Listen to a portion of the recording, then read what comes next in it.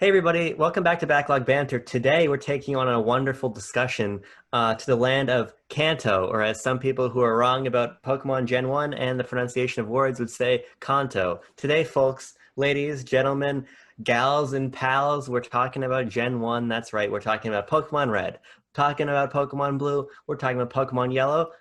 You know, I bet we're going to talk about Pokemon Fire Red. We're going to talk about Oh, Pokemon Leaf Green. I bet we're going to talk about Let's Go Pikachu and Let's Go Eevee. I've got the box for Let's Go Pikachu right up there still. I have things of that nature in the other room, but people are being loud, so we're in here Aha. today, All in right. the bedroom. So Tucker, today we're going to take the audience on a journey because we are two of the biggest Pokemon fans I know. Um, Look at that. Look at that. He's got I props. came I came prepared. See, wait until we're back out in my good setup, and then I'll be the king of prop comedy. The king of comedy, but props. Here's the thing, okay? Yeah. We are both huge Pokemon fans, and we've got some takes that people don't agree with. For instance, both of our favorite gens is Gen 6, which I believe makes both of our opinions invalid off the start. Yeah. But one thing we're going to talk about is Gen 1, because we've got some differing opinions on Gen 1. For as much as we agree about a bunch of horse shit things when it comes to Pokemon, this is a point of contention. Now, here I was in the shower, okay? I was just listening to The Life of Pablo, a little bit of Father Stretch My Hands Part 1, okay? And I'm in the shower, I'm having a good time in the shower. Scrubbing and dubbing and things of that nature, and I see a mental image of something I saw on Twitter earlier, which is the analog pocket, which is a little device that lets you play Game Boy That's games, right. Game Boy Color games, Game Boy Advance games, things like that. And then you can dock it to a TV. So it's a really cool little device. And I was thinking to myself, you know, this would be awesome to pick up to play the GBA Pokemon games because I love the GBA Pokemon games, and getting to play them up on the TV and on this little HD handheld is really cool. So then I started thinking to myself, man, I can't wait to play Fire Red again. And then I thought to myself, there's this scumbag I record YouTube videos with all the time who doesn't like Gen 1. Hmm. Now, Not I naming started any thinking, names, but not naming any names, could be our editor, who happens to often be Tucker. Here's the problem, though, folks. I have never taken Tucker to task for his dislike of Gen 1. Gen 1, my third favorite Pokemon generation. So we're taking you today, after this long intro, on a free-form exploration of where Pokemon began. But apparently, in the minds of Game Freak, where Pokemon still is, because God forbid anything other than Gen 1 ever gets marketed, ever, for any circumstances. yeah. Would I have loved to get a Gigantamax Torterra or Empoleon? I would have loved it. Got Blastoise, my favorite Pokemon, but all I'm saying, he's already got a Mega, you know? Does Torterra have a Mega? That would be Does sick. Samurott have a Mega? I don't like Sam that much. Maybe we're going to have to take it to task over Gen 5 too, but today it's Gen 1 talk. So Tucker, I'd like to begin this discussion by talking about our personal experiences with Gen 1 in whatever form they may have taken. Now, do you want to go first? Do you want to go second? Well, I want to I'm go going to adjust first my hat. because you've been babbling like the moron for the last fucking what, 3 minutes. Fair. So for me, I I started off with Gen 4. I Pearl was my first video game. All right, I've got Gen 4 nostalgia. I'm perfectly willing to notice its flaws because it is one of the more flawed generations. Um, then I got Emerald and played that, and then of course, in the moment, this was my big childhood hype thing, was Heart Gold and Soul Silver coming out, and having my fucking Pokewalker on the playground, eventually getting it sent to the wash and it breaking and never being able to play it again, which obviously happened to everyone. But discovering that there was a second region in that game was very cool. But that is not the way to experience Kanto for the first time. So your first time playing that was through the post game of Yes. Hard Gold. So that's very interesting to Yeah. me. And then, of course, I played Gen 5 when that came out. And then I think somewhere around there, I got Pokemon Blue on a normal cartridge.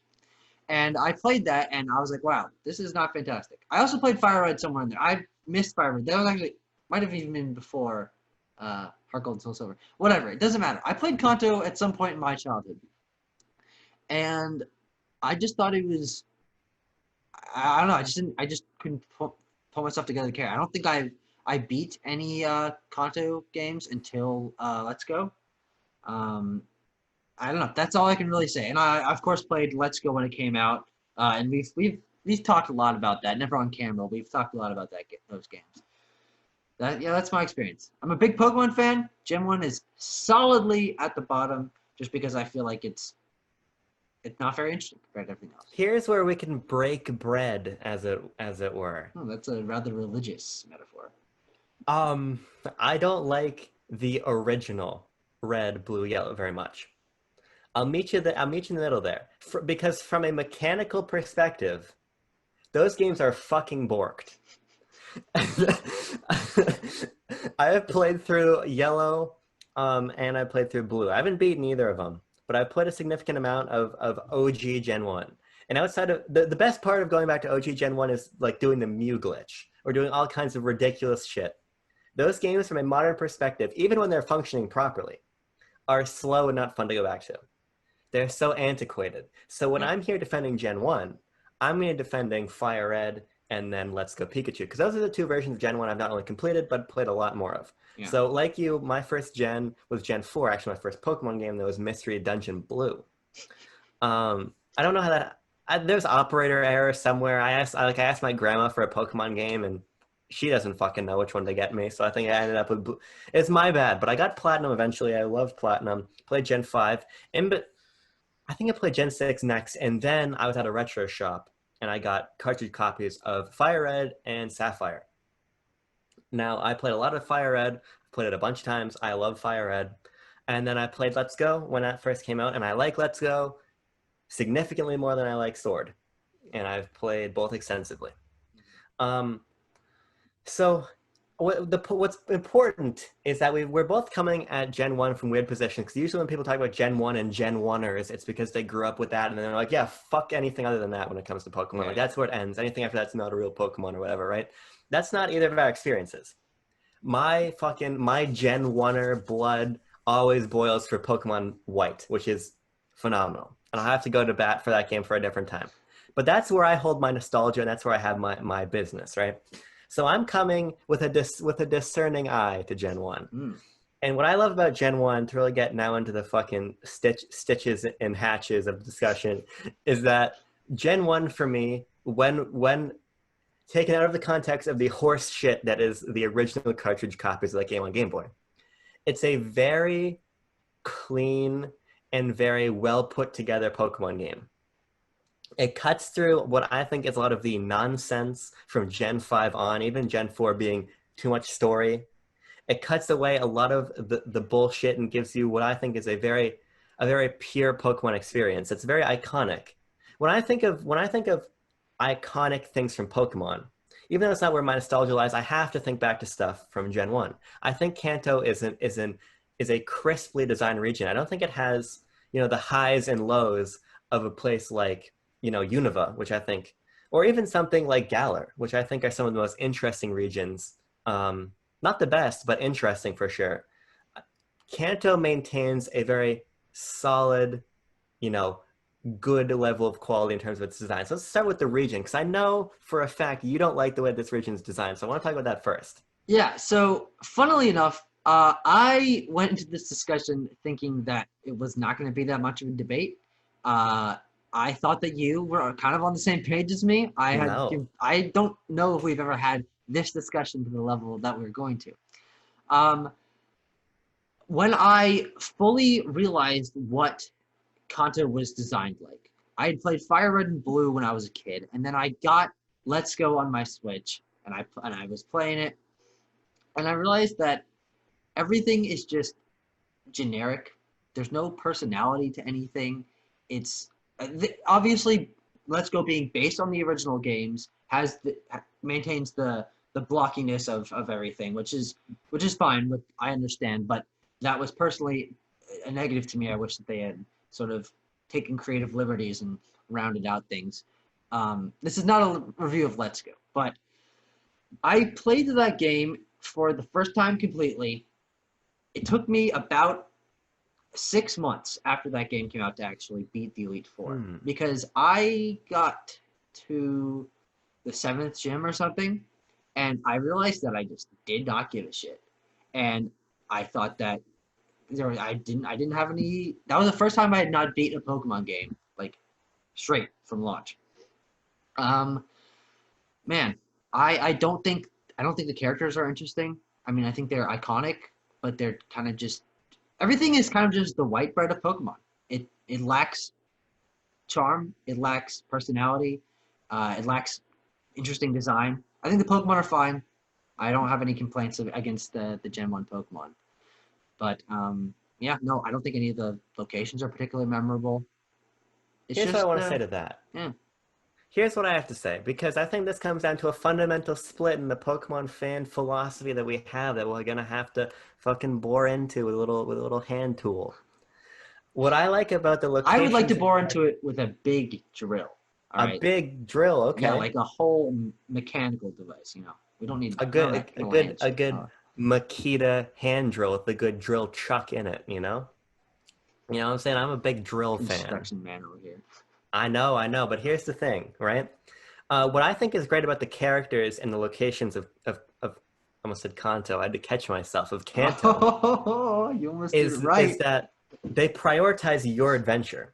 When you play through that game, it's your adventure. When I think of the modern Pokemon games and the infusion of heavier story elements into them, particularly starting with Gen 5 and then throughout, excluding Gen 6, which I think is part of the reason why I like Gen 6 a lot, is that those games are about your experience as a Pokemon trainer. It's about you going through these towns, and you're gonna meet these characters and subplots along the way. You're gonna run into Team Rocket. You're gonna have to fight Gary, right?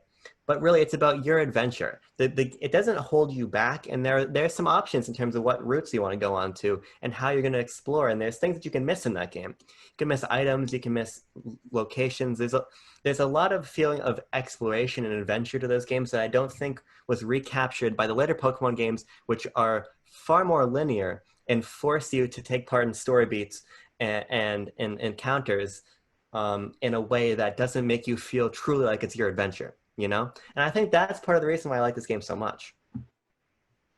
I can respect that, but as someone who essentially grew up with most of the other Pokemon games except for Gen 1, the lack of story makes it feel empty and uncompelling. Mm. And because there's not really a story tying it together, you know, there's loose story beats like Mewtwo's creation and Team Rocket and such. I just I lost my train of thought, but the fact that it isn't that story pulling it all together, I think that's why I think it lacks the charm and personality. Is it just feels like as default as they could go, which of course it. Here's the thing. I'm saying all these things, but I need to put it out there that I recognize this was the first game. It was built on a Game Boy. It was impressive for the time, and it obviously built the foundation for everything we know today. But I think looking back at it, A, from my perspective, and B, from the perspective of someone who was born, what, when did Pokemon Red and Blue come out? 1999, I believe, or Oh, 1998, end of the okay, so 90s. two years after Pokemon came out. All right, I was born, and I didn't play it till 2006 or 7. Here's what I want you to do. Yeah. Because you said you lost track, and I thought you had a good point here. I don't know, when I was a kid, I had these little trains, okay? And they clipped together with magnets. And they had these wooden train pieces. You could build these tracks. But I also had these orange plastic track pieces. I For want you Hot to Wheels. gather your little track pieces. Not Hot Wheels. These are specifically train track pieces. But they were orange. You could slot them with the wood pieces. It wasn't as good of a fit. But you could do it. What I want you to do is I want you to collect your little train pieces and put them together while I say this. All right.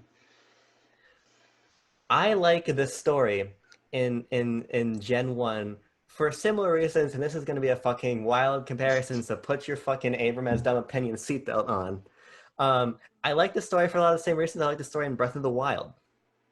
And the reason I say that is because, for me, the story of Breath of the Wild is me going to Laurelin Village before I went to Kakariko Village, and it's about overcoming the major test of strength trial without even knowing that there were minor tests of strength trials in the game. I just thought that I was fucking bad at the game and I had to figure this out.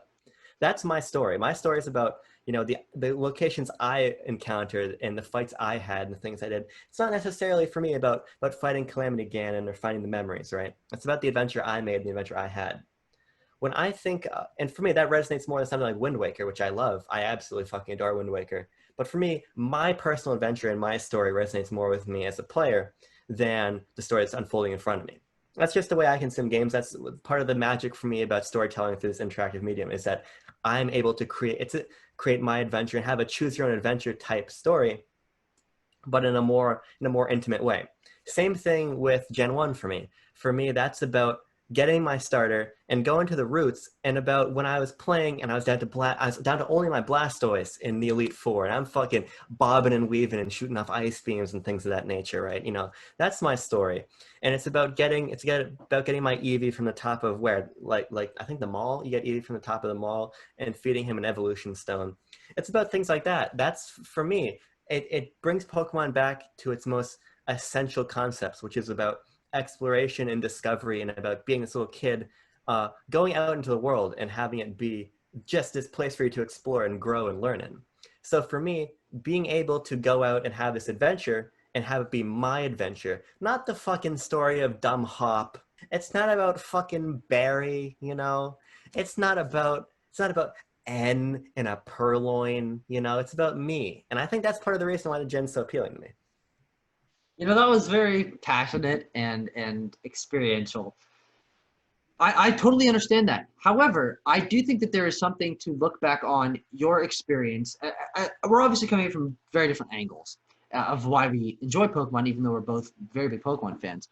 And you have this comparison to Breath of the Wild, and you go on this tangent about how much you enjoyed your experience with it. However, I do think that you are not necessarily seeing the game as it is not actually as open as you're thinking of it as. There's like what, 2 gyms you can go in out of order. There are things that they funnel you through places. I don't necessarily. I mean, obviously you had that experience and it resonated with you, so I'm not discounting that. It's my But I lived do think experience. that the Breath of the Wild comparison is not as apt as you are projecting, because For clarity's sake, I'm only talking in terms of storytelling, not gameplay. sure, no, of course, Yeah. but even I do think that you have some points there, but I think that for me the building of my own story through the eyes and the world of the other Pokemon games, not counting Gen 1, is that the world is so much more engaging to be in and more interesting of characters to remember and things like that, which is why I enjoy them so much more. When I'm exploring a region that I don't feel compelled to go anywhere because I know it's only going to be a few different kinds of Pokemon, or I know that the town designs are going to be relatively similar, or I don't know. I don't feel compelled to create my own story if there isn't anything there for me to build a foundation on. Well, I think you're right about that, and I think the biggest problem with the way that Gen 1 has been reproduced, either Fire Red or Let's Go, is the way that it's still stayed so tightly in the confines of what Gen 1 was initially. Yeah. Like I think I am not putting words in your mouth because I can't reach the screen all the way to your fucking home. Mm-hmm. But I think there would be more room for experimentation, like you like if Game Freak would just fucking put non-Kanto Pokemon into Gen 1. Yeah. That was something that here's the thing. I don't dislike Let's Go. I like it a lot more than I do Blue and Fire Red. Fire Red's fine. My problems with Let's Go come from the design of Kanto itself and the blockiness and the lack of charm and things like that. And from my perspective, the only reason that people do connect to these things is because they have nostalgia for it and because it was the original, and not because it actually is as well designed or as interesting as it is. But with Let's Go, the new aspects that they had with the following Pokemon and the physically throwing the ball and the lack of Pokemon battles, all that, I think those were great steps in terms of evolving Pokemon. But the fact that they reined it in so much to the exact same map and I think no extra story. I mean, Mina showed up. That was weird. But the fact that they didn't allow Pichu to be in the game, or for you to evolve your Eevee into a Leafeon or Espeon or Sylveon, I think that shows that they are so still stuck in the fact that they want this to be based around nostalgia and rather than an actually interesting design. Because if Kanto was redone and they opened up the routes and they expanded the Pokedex to at least include all the Pokemon that are connected through evolution lines. And they expanded the story, a la Omega Ruby Alpha Sapphire. If they added more subplots and more characters and things like that, and sort of expanded, I think that it has the potential to be a really interesting world because it is Pokemon and that there is charm there, but from the series as a whole. But I think Kanto itself, and again, I'm not trying to be as negative as it's sounding. I think they're fine games. I don't have anything against them. They're just my personal least favorite. I'm running circles at this point, but I hope I got my point across. I think that's good. I think you found enough I found you found enough fucking wooden and orange plastic train track pieces for that. I don't think you're running out of steam at all. I think if anything, you're still that fucking coal-fired engine, tossing things into your fucking caboose or whatever you do to run a train. Here's what I'll say to that. I think there's two design philosophies to remaking Kanto again. And I wouldn't be opposed to them remaking Kanto again. Which I know is a fucking heretical thing to say. No, here's the thing. I'm not either. If they take it a step further. Right, and I think there's either two ways to go about it. One, I do think there's something interesting, less interesting now that Gen 8 isn't bringing everything back. But I think that in a pre-Gen 8 BBND trash fire environment, there was something compelling about stepping back from Gen 7 to a very confined Pokedex and a confined world, and boiling Pokemon down to its core mechanics. I think there's something compelling about that. Whether that was realized by the inclusion and the injection of Go mechanics, it's up for debate. But there's something to be said for that. But there is something to be said for expanding Kanto and letting it breathe. Mm-hmm. So for me, I think the ideal thing to do would be to bring Kanto back as a second region again. Even in a fucking Platinum remake. Bring Sinnoh back. Give the Sinnoh fetuses as God King Tamashi Hiroka calls them. Give them their remake that they want. Then let us go back to Kanto. Again.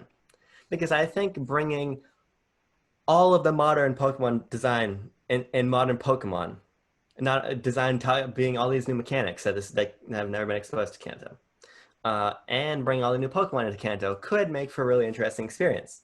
And getting to see that region grown up. Like, that'd be really interesting. That's the thing, is that I remember the hype cycle and interest and leaks for Let's Go. And that was one of my times I've been most engaged in a Pokemon release cycle. And I remember hearing discussions about rumors about the fact that this was it was supposed to be like 10 years later of Red and Blue. And that all the characters would be older and that there would be changes to the region, like, I don't know, something had flooded or, physical things, and that there would be an expanded Pokédex. And I was thinking, this could be really cool. This could fix my issues with Kanto as a region. And unfortunately, they changed it in different ways. But, I think that there is potential there, and I like the idea of it being included as a second region. I think that it being sort of a treat for those who are Genwunners and are like, I want to explore that region again in a new form. I think having it as a backup feature sounds great, but I just don't think it holds much steam as a standalone thing anymore. And what's great about the wonderful land of backlog banter is we don't have to agree. We can just leave it open, which means it's up to you, our audience. The viewers. 21 subscribers strong, all of you. Okay? Over 200 views. Over 200 views. Give me your crash noise. Ooga booga. There we go. Now that you've been energized by the sounds of mediocre 90s platformer Crash Bandicoot, let us know in the comments below what you think of Kanto in Gen 1. And I'd just like you to know right now, this is not the last Pokemon discussion you're hearing. Because we've had the great Kanto debate. But I have put over 1,000 hours in the Pokemon series, and I know you have too. Mm-hmm. We talk about Pokemon often on our own personal time. So it's coming to infect the annals of backlog banter. Ooh. And I'm telling you right now, I'm issuing an ultimatum. You will get a Pokemon Sword and Shield discussion after the release of the Crown Tundra. All right. That also means I have to buy the DLC, though. Yes, Shit. but with your fucking, you're rolling in fucking backlog banter money, Ah, that's true. $20, you Mm. know. If each subscriber gives Tucker $1, he can afford the Tundra It's true. I and think the that also horse means shit. that you might be giving me $2. Don't let him know that I'm subscribed multiple times to the channel. But guys, I think that's all we have to say about Kanto. Let's see if you have any closing thoughts. If you want to try to assuage the angry mob that is going to come your way. Nah, I Nah. can handle it. I'm an Arms fan. He is an I Arms can fan. handle the hate. All right. Well, thank you so much for watching, guys. See you later. Bye. What the fuck are you doing? Honestly, I started doing that without thinking.